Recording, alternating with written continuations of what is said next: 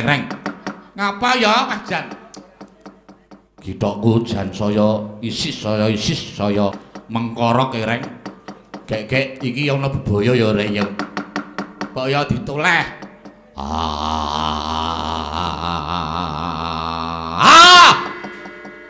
Bola tenan e. Wah wis. Reng. Ngapa ya bocah ki jan? Noleo reng. Nolehno kepiye? Mburi ki ra ana apa-apa ming isis tok. Noleo to reng. Kok ora pati nduga ya wajan. Wah. Piye? Angene saking gedene kula nganti monitore nggon monitore nggon streaming kae layare wah wis. Kamera barang e. Nek kira-kira nganu streaminge brengsek ra apa-apa Mas mengko ndek bangane anu malah. Ayo, ra apa-apa karang yo kahanan angine gedene semene. Wingi wis ana nang sontak ayat wingi.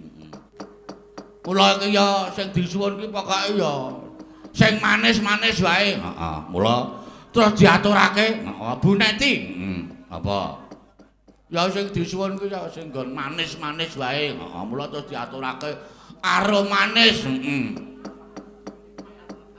Ayo diwalik pelok De, Mbak Neti ben nyambut gawe. Nganggo bawa rasa nganggo bawa. Langsung buka saka balungan. Nek terang. Ayo. Ning semono nak pelok. Ayo kanca-kanca, Bu Neti siap? Neti siap? Let's go. Ayo, karo manis.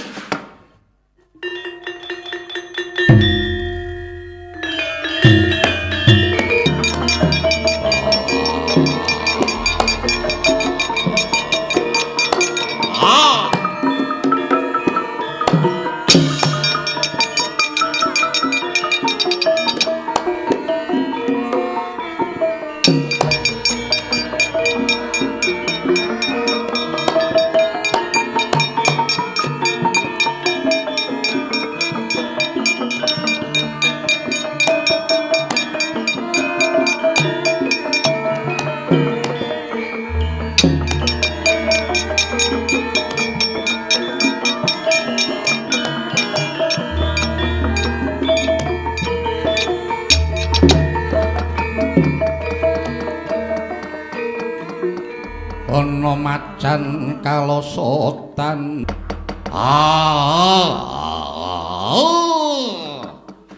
Truk apa? Kok ya kowe iki ngerti nek ana wong tuwa le turu kepenak kaya ngene kok ya mbrebeki. Ngorok ya ngorok ning lak ya nganggo irama to, Truk. Aku sengite karo kowe iki nek turu bareng karo kowe iki mula aku iki nang dipapan anggere semuni sak rombongan ngono sing tak singkire kowe kuwi le, Truk. Lah piye? Mergo kowe iki nek turu iki ku sengit ki untumu terus karo kerot ki lho aku sengit tenan aku.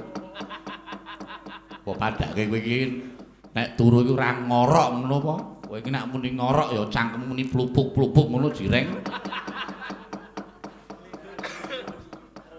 Ane ora beda karo kowe. Kowe iki kejaba nek turu iki untumu karo kerot, nek ora ya lambemu keplupuk-plupuk.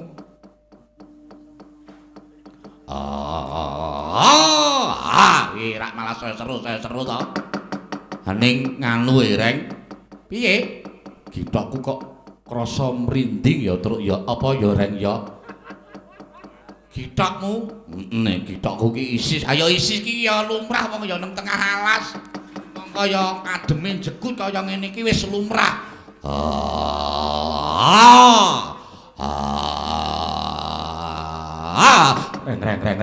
Reng. Ngapa ya, Mas Jan? Githokku jan saya isis saya mengkorok e reng. Gek iki ana bebaya ya reng ya. Kok ya ditoleh.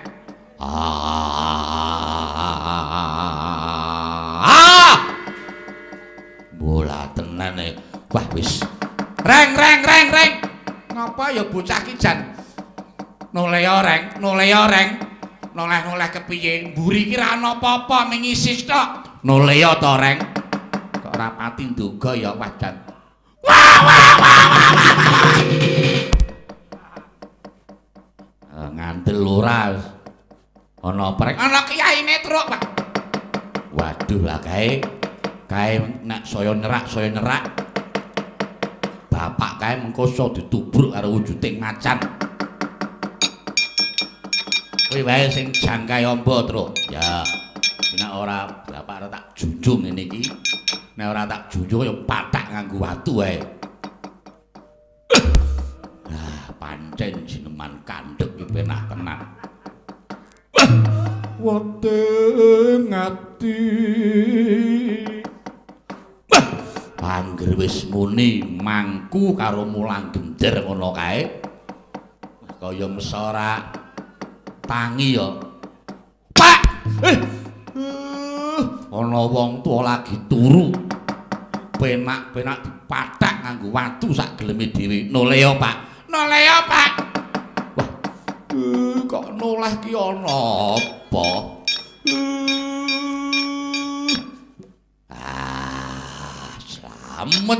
Slamet gudik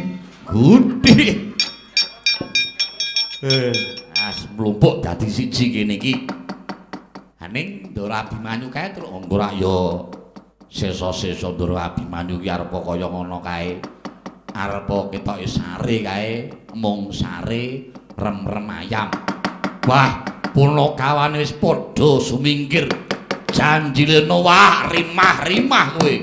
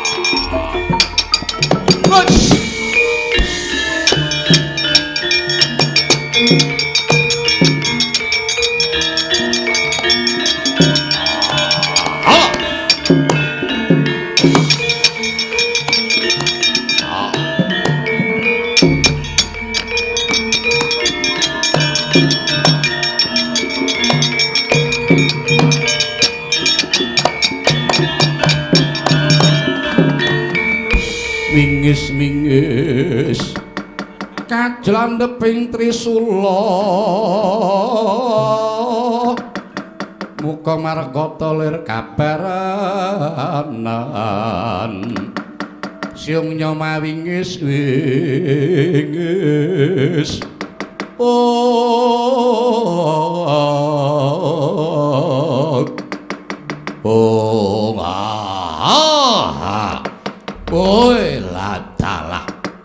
wah wong bagus iki pancene tak tubruk arep tak rimah-rimah wah prayitna kowe wong bagus ana wujuding sardula bisa tata jalma keparenging dewa aku pancen bisa tata jalma bejane aku prayitna wah pancen limpat kowe bisa ngendani nggonku sumedya rimah-rimah marang kowe wong bagus ayo aja mati tanpa aran sapa sing dadi jenengmu wong bagus kowe takon marang aku genti aku takon kowe wujuding sardula bisa tata jalma yen ngono kowe uga biaran banjur sapa ingkang dadi aranmu sardula ya tak kalai aku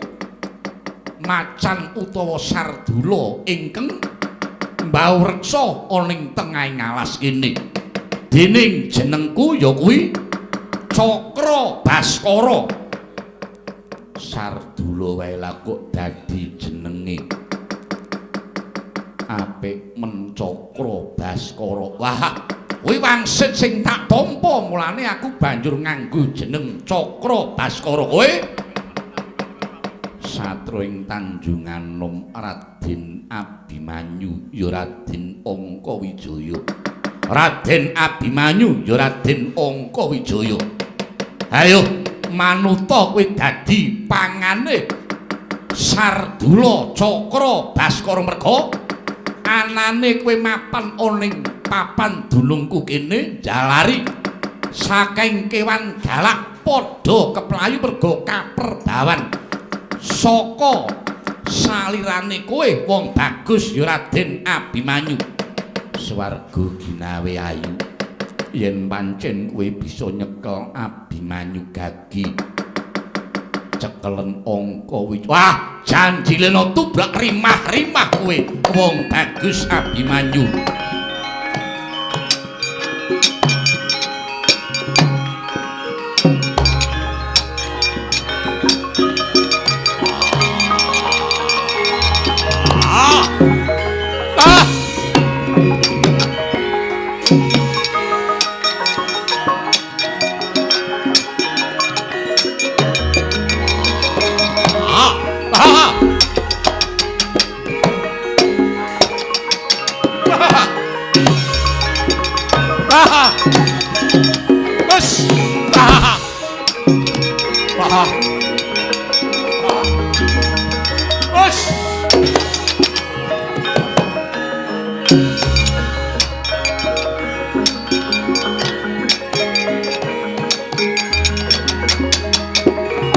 Ayo aja endo.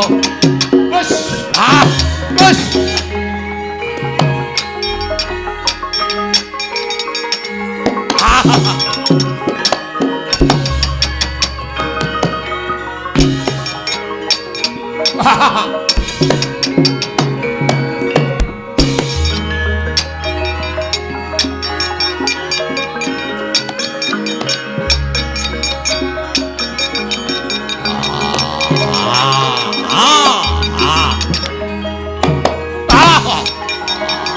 Ayo atono.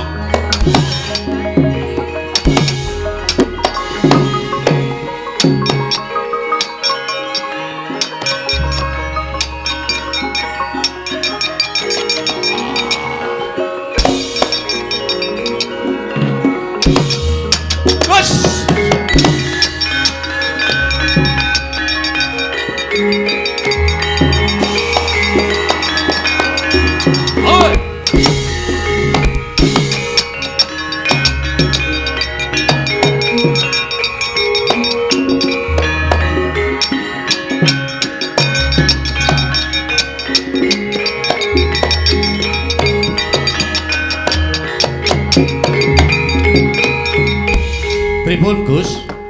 Pancen Sardula ingkang ora bisa disangga enteng.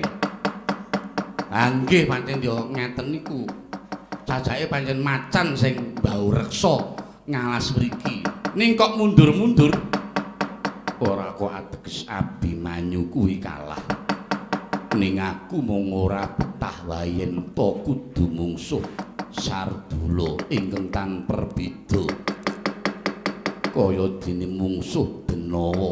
Kersane bakal tak lepasi jembaring murih aja nganti ngeridu marang lakune Abimanyu.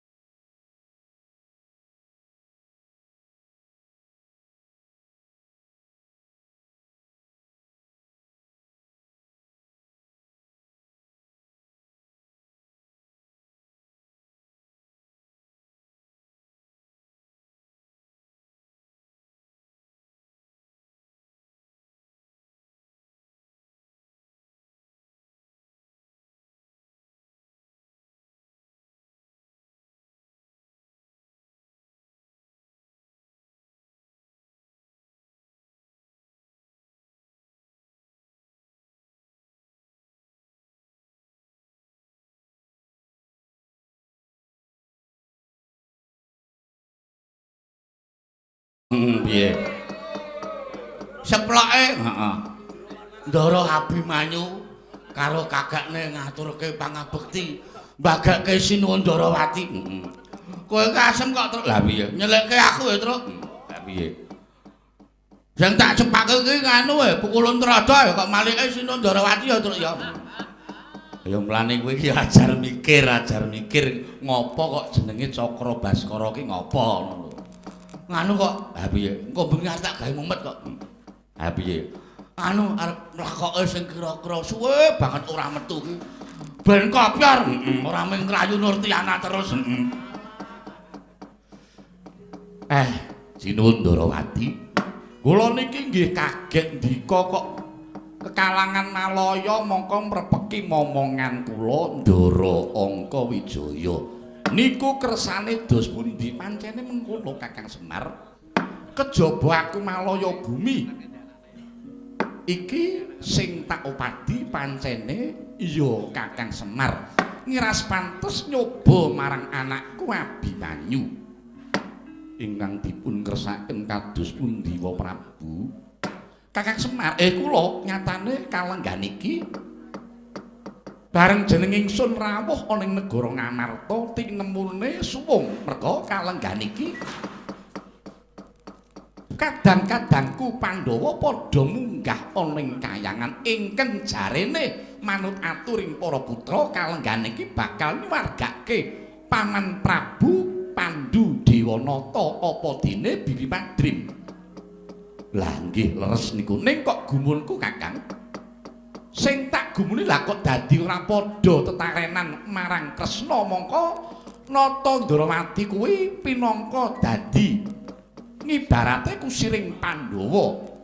Persasat tumindak sapecak ngendika saklimah Pandhawa ora nate tetarosan lawan Nata Ndarawati. Kuwi Kakang Semar ingkang banget ana ing pamikirku Kakang Semar, mula aku banjur mrepeki marang Kakang Badranaya iki Kakang. Tos napa sing ndika kersakake? Ning nek saking wawasan kula ndara-ndara Pandhawa niku mboten tetarosan kaliyan Sinuwun Ndarawati niku margi niki gegayanipun Pandhawa ingkang sumedya badhe nyuwargaken dhateng ingkang Rama inggih sawargi Sinuwun Prabu Pandhu Dewanata.